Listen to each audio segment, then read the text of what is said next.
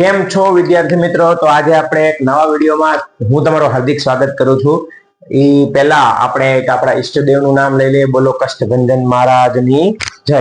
હવે આજે આપણે પહેલા લેક્ચરમાં તમે જૈવિક ક્રિયા વિશે મેં સમજાવ્યું તો એમાં બેઝિક હતું કે આણ્વીય ગતિ ઉપર હતું, અને કદાચ જો તમારે વિડીયો જોવાનો બાકી હોય તો જોઈ લેજો. હવે આજથી મેઇન ટોપિક બધા ચાલુ થાય છે જૈવિક ક્રિયાઓમાં, જે પરીક્ષામાં લગભગ તમને ક્યાંક ને ક્યાંક જોવા મળશે. બરાબર.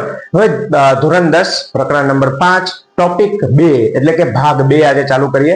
હવે જો કેવું હોય કે માનો કે આપણે જીવન જીવવા માટે શું કહીએ, ખોરાક ખાઈએ છીએ, બરાબર. તો એ રીતના તે વનસ્પતિ પોતાનું જીવન જીવવા માટે ખોરાક લે છે, બનાવે છે. પણ એ કેવી રીતે બનાવે છે, શું છે એની આખી પ્રક્રિયા, એ આજે આપણે ટોપિકમાં જોવાનું છે. કે ખોરાક ક્યાંથી ગ્રહણ કરે છે, ક્યાંથી લે છે ખોરાક, પછી પોતાની વૃદ્ધિ વિકાસ કેવી રીતે કરે છે, એ આપણે આજે જોવાના છીએ. ચલો તો જોઈએ જૈવિક ક્રિયાઓ. બરાબર.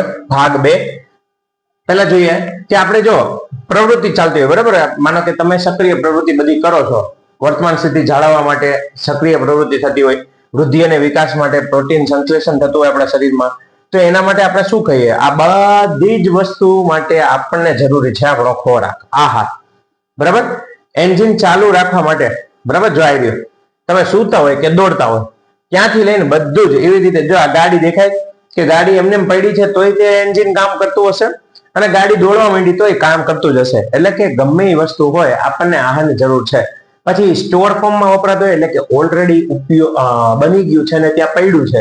એ રીતે માનો કે હું તમને એમ કહું કે આજે તમે એક પીઝાનો ટુકડો ખાધો, જેમ કે કાલે જ ખાધો હતો, પણ આપણે વાત કરીએ, માનો કે કાલે તમે પીઝાનો એક ટુકડો ખાધો, તો શું કાલે કાલે વપરાઈ જવાનો? ના, એ સ્ટોર થશે, એ અલગ અલગ ફોર્મમાં સ્ટોર થશે, ચરબીના ફોર્મમાં. એવી રીતે આપણે આજે જોવાનું છે કે આપણા ખોરાકનો સંગ્રહ કેવી રીતે થાય છે શરીરમાં. પેલા આપણે જોઈશું વનસ્પતિનો. આજના વિભાગમાં આપણે વનસ્પતિ ઉપર થોડોક અભ્યાસ કરશું. તો જો બે પ્રકારનું પોષણ હોય, એક હોય સ્વયંપોષી અને બીજા હોય વિષમપોષી. સ્વયંપોષી એટલે શું કે જે લોકો પોતાનો ખોરાક જાતે બનાવે છે, જેમ કે સરળ અકાર્બનિક પદાર્થો. હવે અકાર્બનિક પદાર્થો કયા કયા વાપરે છે વનસ્પતિ? તો CO2 અને H2O માંથી જાતે ખોરાક બનાવે છે. ફરીથી એકવાર, સ્વયંપોષી. હવે જો આમાં તમને સાથે સાથે ટ્રીક પણ આવતી હશે સ્લાઇડમાં, તો એ તમે ટ્રીક જોતા જજો અને તમારી બુકમાં લખતા જજો, જેથી કરીને તમને યાદ રહે. કદાચ એક્ઝામમાં પૂછાઈ જાય તો તમને ત્યારે યાદ રહે કે હા, આમાં આટલા આટલા પોઈન્ટ આવે છે. તો સરળ અકાર્બનિક પદાર્થોમાંથી પોતે જાતે ખોરાક બનાવે છે. ઉદાહરણ તરીકે બધી જ લીલી વનસ્પતિ અને કેટલાક જીવાણુઓ, બેક્ટેરિયા અમુક સ્વયંપોષી છે. અન્ય સજીવોમાં જટિલ પદાર્થો મેળવી તેને સરળ પદાર્થોમાં વિઘટન કરે. આપણામાં કેવું હોય કે આપણામાં જટિલ પદાર્થ સ્વરૂપે હોય, જેમ કે મેં તમને હમણાં જ વાત કરી પીઝાનો ટુકડો. તો પીઝાના ટુકડાની અંદર ઘણું બધું છે, બરાબર. ચરબી છે, પ્રોટીન છે, વિટામિન છે, બધું જ છે. પણ એ બધું આપણા શરીરમાં કેવું થાય, અલગ અલગ પછી એને વિઘટન થઈ જશે, બરાબર. આ માટે જૈવ ઉદ્દીપકો અથવા તો ઉત્સેચકનો ઉપયોગ કરે છે, બરાબર. શેનો ઉપયોગ કરે? ઉત્સેચકનો. એટલે જેથી કરીને આ ઉત્સેચકો અથવા તો ઉદ્દીપકો આપણને એમાં હેલ્પ કરે. ઉદાહરણ તરીકે પ્રાણીઓ અને ફૂગ, બરાબર. બધા પ્રાણીઓ આવી જાય. મનુષ્ય પણ એક સામાજિક પ્રાણી છે, એટલે મનુષ્યને પણ પ્રાણીમાં ગણવાનો થાય છે. ચલો, હવે ચાલુ થાય છે વનસ્પતિમાં પોષણ કેવી રીતે મેળવાય છે. વનસ્પતિ કેવી રીતે પોતાનો ખોરાક બનાવે છે, વનસ્પતિમાં શું થાય છે. મોસ્ટ આઈએમપી પ્રશ્ન આવડી આ પ્રક્રિયા. હમણાં જ આપણે એવી વાત કરી કે વનસ્પતિ CO2 અને H2O જેવા અકાર્બનિક પદાર્થનો ઉપયોગ કરે. તો પહેલા આપણે CO2 લઈ લઈ, પછી આપણે H2O લઈ લઈ. હવે બેલેન્સિંગ તમે પ્રકરણ નંબર 1 માં શીખા હશો, એટલા માટે આ બેલેન્સિંગના 6 અને 12 આગળ લખેલા છે. શું વાપર્યું? મેઇન વસ્તુ CO2 વાપરો અને H2O વાપરો. આપણે હમણાં એ જોશું કે CO2 કેવી રીતે લે, H2O કેવી રીતે લે છે, એવું. એમાં ખાસ ધ્યાન રાખજો. કોની હાજરીમાં? તો ક્લોરોફિલ અને સૂર્યપ્રકાશની હાજરીમાં. ક્લોરોફિલની જરૂર પડશે એને. ધોરણ નંબર 9, બરાબર, પ્રકરણ નંબર 5 માં તમે ભણી ગયા છો, પ્લાસ્ટિડ્સ કરીને એક ટોપિક, બરાબર. એમાં રંજક દ્રવ્યમાં આવે છે ક્લોરોફિલ નામનું રંજક દ્રવ્ય, જે વનસ્પતિને ખોરાક બનાવવામાં હેલ્પ કરે. તો આ બંને વસ્તુની હાજરીમાં ધ્યાન રાખજો. ફરીથી, વનસ્પતિ અકાર્બનિક પદાર્થો જેવા કે CO2 અને H2O નો ઉપયોગ કરી ક્લોરોફિલ અને સૂર્યપ્રકાશની હાજરીમાં શું બનાવે છે? ગ્લુકોઝ બનાવે છે. જો શું બનાવે છે? ગ્લુકોઝ બનાવે છે. તો આને શું કહેવાય? પ્રકાશ સંશ્લેષણની પ્રક્રિયા કહેવાય છે. એ ગ્લુકોઝની હારે હારે આપણને પ્રકાશ સંશ્લેષણ દરમિયાન ઓક્સિજન પણ આપે છે. એટલા માટે એમ કે છે લોકો કે જેટલા વૃક્ષો તમે વાવશો એટલો આપણને ફાયદો છે, કેમ કે એ આપણને ઓક્સિજન આપે છે, જે આપણા માટે બહુ જરૂરી છે, બરાબર. ચલો, વનસ્પતિમાં વધારાના, હવે માનો કે આ ગ્લુકોઝ બન્યો તો એ શું બધે બધો વાપરી જશે? આ મોસ્ટ ટાઈમથી 1 માર્કનો પ્રશ્ન છે. જો કે ના, એ જટિલ કાર્બોદિત સ્ટાર્ચ કણ કે મંડક કણ સ્વરૂપે સંગ્રહ થાય. કયા સ્વરૂપે? સ્ટાર્ચ સ્વરૂપે સંગ્રહ થાય. એટલે યાદ રાખવાનો, વનસ્પતિમાં જે પણ ખોરાક બન્યો છે કયા સ્વરૂપે સંગ્રહ થાય? સ્ટાર્ચ સ્વરૂપે. પછી એને જયારે જરૂર હશે ત્યારે એમાંથી ઉપયોગ કરતો રહેશે પોતાની રીતે. આપણે કેમ કે પીઝાનો ટુકડો મેં કાલે ખાધો તો એ પડ્યો રહેશે બરાબર. પછી જયારે મારે જરૂર હશે એમાંથી ઉપયોગ થતો રહેશે ધીમે ધીમે. ફરીથી એકવાર, પ્રકાશ સંશ્લેષણ મોસ્ટ આઈએમપી પ્રશ્ન છે, ધ્યાન રાખજો કેવી રીતે ઉપયોગ થાય છે. હવે જો પ્રકાશ સંશ્લેષણમાં 3 સ્ટેપ હોય કે વનસ્પતિ કેવી રીતે પોતાનો ખોરાક બનાવે છે, એના સ્ટેપ્સ છે. પહેલા શું કરે, પછી શું કરે, પછી શું કરે, તો એવી રીતના. સૌથી પહેલા છે ને ક્લોરોફિલ દ્વારા પ્રકાશ ઉર્જાનું શોષણ કરે. પહેલો સ્ટેપ છે શોષણ. યાદ રાખવાનું આપણે, બરાબર, કે ભાઈ પ્રકાશ ઉર્જા આવી એટલે આ પ્રકાશ આવ્યો એટલે વનસ્પતિના પાંદડાઓ દ્વારા એનું શોષણ થઈ જાય. બીજો વિભાગ છે રૂપાંતર અને વિઘટન. ઈ પ્રકાશ ઉર્જાનું રાસાયણિક ઉર્જામાં રૂપાંતર થાય છે. બીજા સ્ટેપમાં શું થાય? ઈ પ્રકાશ ઉર્જામાંથી શેમાં કન્વર્ટ થઈ ગઈ? રાસાયણિક ઉર્જામાં. અને સાથે સાથે પાણીના જે અણુઓ હોય એનું હાઇડ્રોજન અને ઓક્સિજનમાં વિઘટન થઈ જાય. એટલે કે હારે હારે જે એને H2O વાપર્યો તો એમાં H અને O છૂટા પડી ગયા. હમણાં જ આપણે કીધું હતું, તમે પ્રકાશ સંશ્લેષણની પ્રક્રિયા જોઈ હોય તો એમાં આ 2 વસ્તુ વપરાણી હતી, હા કે ના?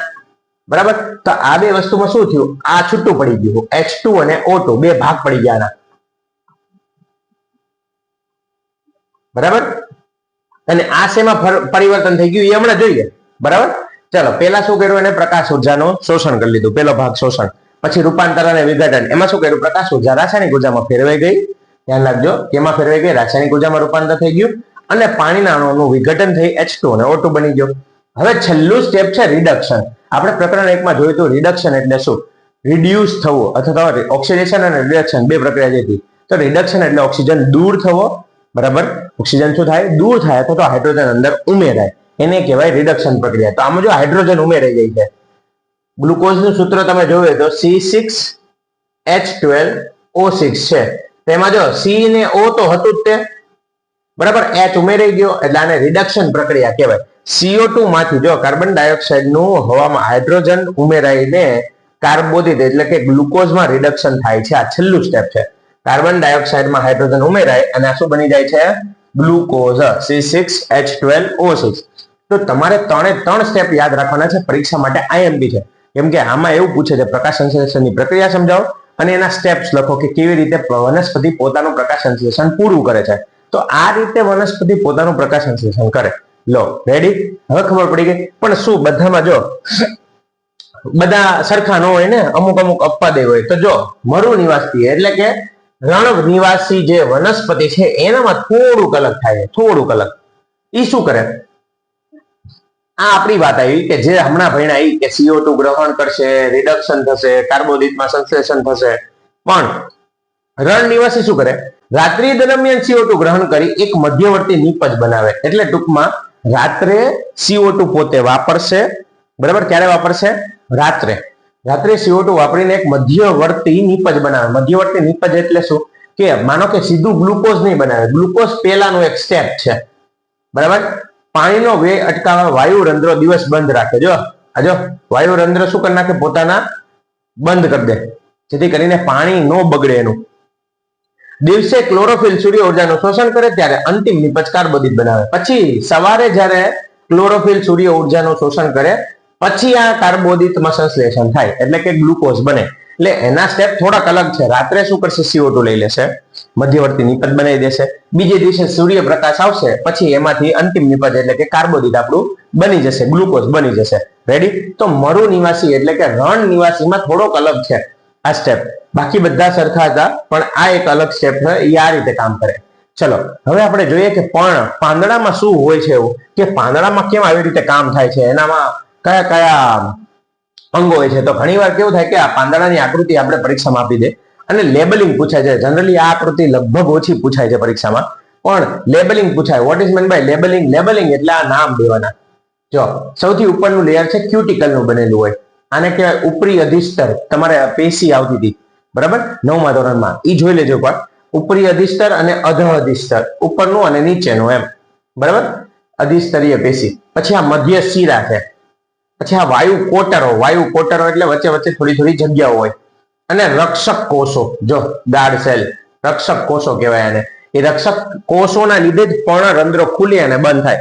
પર્ણરંધ્રો એટલે શું કે પાંદડામાં નાના નાના હોલ હોય જેના લીધે વનસ્પતિ પોતે આમ કે ને કે શ્વાસે લઈ શકે, O2 CO2 છોડી શકે, પાણી છોડી શકે. જેમ આપણી ચામડીમાં નાના નાના હોલ હોય એવી રીતના વનસ્પતિના પાંદડામાં પણ નાના નાના હોલ હોય છે. ચલો રેડી, ખબર પડી ગઈ બધાને? હવે આપણે જોઈએ આ લીલા ટપકા હરિત કણ છે. જો અહીંયા જો તમે આ લીલા લીલા જે ટપકા દેખાય હરિત કણ છે, જેમાં હરિત દ્રવ્ય આવેલું હોય છે. આ હરિત કણની અંદર હરિત દ્રવ્ય હોય. ચલો રેડી. આઈ હોપ કે તમને આખી આકૃતિ ખબર પડી ગઈ હશે કે પાંદડું બહારથી આપણને આવું દેખાય પણ આપણને અંદર જોઈએ ક્રોસ સેક્શન તો એને કાપો લો ને તમે, કાપો એટલે આમ કાપી નાખો ને, અહીંથી આ ભાગ કાપી નાખો માનો કે, તો તમને જે અહીંથી દેખાય ને આ ભાગ એ તમને આખો દેખાયેલો છે અહીંયા. બરાબર, ચલો આગળ વધીએ. આ લેબલિંગ નું ખાસ ધ્યાન રાખજો. હવે જો કેવી રીતે આ પર્ણરંધ્રો જે આપણે વાત કરી, પર્ણરંધ્રો ખુલે ને બંધ કેવી રીતના થાય. આપણે હમણાં જોયું કે ભાઈ CO2 અને H2O અને એનું વિનિમય કરે છે આ પર્ણરંધ્રો. તો એ ખુલે ક્યારે, બંધ ક્યારે થાય? તો જો આ તમે જોયું હશે, આ પાંદડા છે એનું આ હોલ છે, આ વ્હાઈટ કલર નું દેખાય ને હોલ છે, અને આ બે કાજુ જેવા શેપ જેવું દેખાય છે, એ એના રક્ષક કોષો છે જે એને ખોલવાનું બંધ કરવાનું કામ કરશે. હવે કેવું થાય, જો માનો કે આ પાણી આવ્યું, પાણી અને કોઈ પણ કોષમાં પાણી આવે એટલે આપણને ખબર એ ફૂલાય. હવે જો આ બે વસ્તુ આમ છે, આમ અત્યારના એવું આપણે માની લઈએ આમ છે. હવે આ વસ્તુ ફૂલાય એટલે જો વચ્ચે ગેપ બન્યો એટલે આ રંધ્ર ખુલી ગયું. તો આવી રીતના હોય છે પાણી. જ્યારે જો રક્ષક કોષોમાં પાણી અંદર પ્રવેશે, કોષ ફૂલાય છે અને છિદ્ર ખુલી જાય છે. જો આવી રીતના થાય. હવે એવી રીતના જ તે માનો કે રક્ષક કોષોમાંથી પાણી બહાર નીકળી જાય તો એ કોષ ચીમડી જાય, સંકોચાઈ જાય. બરાબર, સંકોચાઈ જાય એટલે એની વચ્ચેની જગ્યા બંધ થઈ જાય, એટલે કે છિદ્ર બંધ થઈ જાય. તો વાયુઓનું વિનિમય આ રીતે થાય. CO2 O2 અને બાષ્પોત્સર્જનમાં પાણી જાય છે. એ હવે બાષ્પોત્સર્જન શું છે એ આપણે આ જ પ્રકરણમાં આગળના ટોપિકમાં જોશું. બરાબર, કે બાષ્પોત્સર્જનમાં શું થાય છે અને વાયુઓનું વિનિમય હજી વ્યવસ્થિત રીતે આપણે આવશે. અત્યારનો તો ખાલી વનસ્પતિ ખોરાક કેવી રીતે બનાવે છે ને એ જ સમજીએ છીએ. પોષણ ટોપિક ચાલે છે. બરાબર, વનસ્પતિમાં પોષણ. ચલો સમજી ગયા, આગળ વધીએ. હવે જો આપણે એવી વાત કરી હતી કે વનસ્પતિને બે વસ્તુ જોઈએ, CO2 H2O. એ સિવાય ક્લોરોફિલ અને સૂર્યપ્રકાશ. આ ચાર વસ્તુ થશે ને ત્યારે જ વનસ્પતિ ખોરાક બનાવી શકશે. ફરીથી CO2 જોશે, H2O જોશે, ક્લોરોફિલ જોશે અને સૂર્યપ્રકાશ જોશે. તો હવે આપણે ત્રણ પ્રવૃત્તિ એવી જોવાની છે કે એમાં શું થાય છે. જો પહેલી પ્રવૃત્તિ એવું છે કે શું કામ પ્રકાશ જોઈએ છે. જો પ્રકાશ જ ન મળે, સૂર્યપ્રકાશ, તો શું વાંધો, શું થાય? તો એવી પ્રવૃત્તિ છે. તો સૌથી પહેલા જો છોડને 3 દિવસ અંધારામાં રાખવા, પર્ણ પર એલ્યુમિનિયમની કાળી પટ્ટી વીંટાળી સૂર્યપ્રકાશમાં રાખવાનો. જો આ એલ્યુમિનિયમની પટ્ટી વીંટાળી દેવાની પર્ણ ઉપર.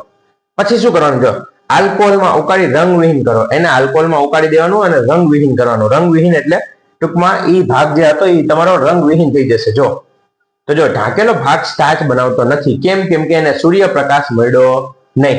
એ ચેક કેવી રીતે થાય? તો આયોડીન નાખવાથી થાય. યાદ રાખજો, અભિરંજક છે.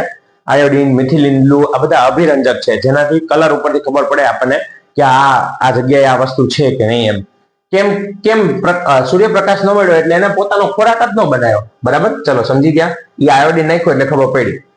ખુલ્લો ભાગ આયોડીન સાથે ભૂરો કાળો રંગ આપે છે. જે ખુલ્લો ભાગ હતો, ખુલ્લો એટલે આ, એ આયોડીન સાથે તમે ટેસ્ટ કરો તો ભૂરો અને કાળો રંગ, એટલે કે અહીંયા સ્ટાર્ચ છે. બરાબર, પણ અહીંયા સ્ટાર્ચ નો બન્યો. કેમ નો બન્યો? કેમ કે આપણે એને ઢાંકી દીધું હતું. યાદ રાખજો ફરીથી. બરાબર, જે ભાગ આપણે ઢાંકી દીધો એ સૂર્યપ્રકાશ ન મળ્યો, એટલે એ જગ્યાએ સ્ટાર્ચ બન્યો નહીં. સ્ટાર્ચ ન બન્યો એટલે આ ટેસ્ટમાં, આયોડીન ટેસ્ટમાં આપણને દેખાણું નહીં. ચલો રેડી. આઈ હોપ કે હવે તમને પહેલી પ્રવૃત્તિ આવડી જાય ને તો બીજી ત્રીજી આવડી જશે. સૂર્યપ્રકાશ ચેક કરો. હવે એવી રીતે તમે ક્લોરોફિલની હાજરી ચેક કરી શકો.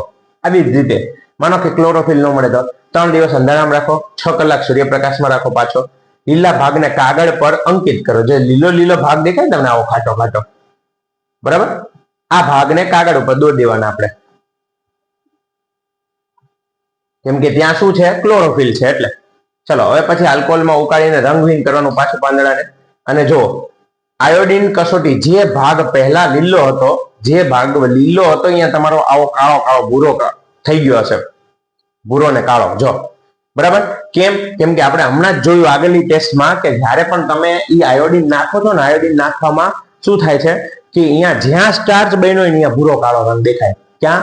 જ્યાં સ્ટાર્ચ બન્યો હોય ત્યાં. તો અત્યારના જો તો ક્લોરોફિલ જેટલી જગ્યાએ હોય અહીંયા સ્ટાર્ચ બન્યો હોય ને, અહીંયા ક્લોરોફિલ ન હોય તો સ્ટાર્ચ ન બને. સ્ટાર્ચ એટલે શું? વનસ્પતિ જે ખોરાક બનાવે છે જે સ્વરૂપે સંગ્રહ પામે છે, હમણાં જ આપણે આગળ જોયું, જે સ્વરૂપે સંગ્રહ પામે છે એ સ્ટાર્ચ છે. ચલો રેડી, ક્લોરોફિલ વાળું પતી ગયું. હવે આવ્યો CO2 નો વાળો. ચલો પાણી વાળું આપણે ટેસ્ટિંગ પ્રયોગ છે નહીં, બરાબર. હવે જો CO2 વાળું, તો શું કરવાનું? જો એક આવો જાર લઈ લેવાનો કાચનો, બરાબર. તો જો CO2 ગેરહાજર, સ્ટાર્ચ બનાવતો નથી, આયોડિન કસોટીમાં ફેલ. હવે તમારે શું કરવાનું? આવો એક જાર લેવાનો, એની અંદર આ કુંડાને, બે હરખા જ કુંડા છે, જો આ જાર, બરાબર. અને આને હવાચુસ્ત રીતે બંધ કરી દેવાનો, જેથી કરીને કોઈ વાયુ અંદર જઈ શકે નહીં. પણ હવે એક કુંડામાં તમારે શું મૂકવાનું ખબર? KOH મૂકવાનો. હવે જો આવો પ્રશ્ન પૂછાય બહુ પરીક્ષામાં કે ભાઈ એવો કયો પદાર્થ છે કે જે CO2 વાયુને શોષી લે છે? શું કરે છે? શોષી લે છે. તો KOH, આનું બીજું નામ છે પોટેશિયમ હાઇડ્રોક્સાઇડ.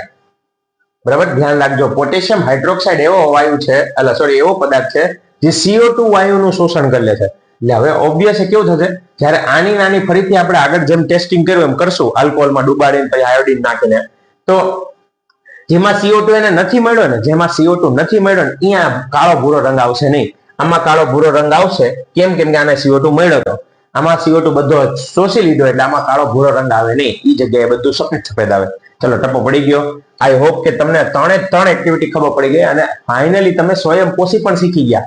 તો આવી જ રીતે અમારી ચેનલને લાઈક કરો, શેર કરો ને તમારા ફ્રેન્ડને કહો કે સબસ્ક્રાઇબ કરે.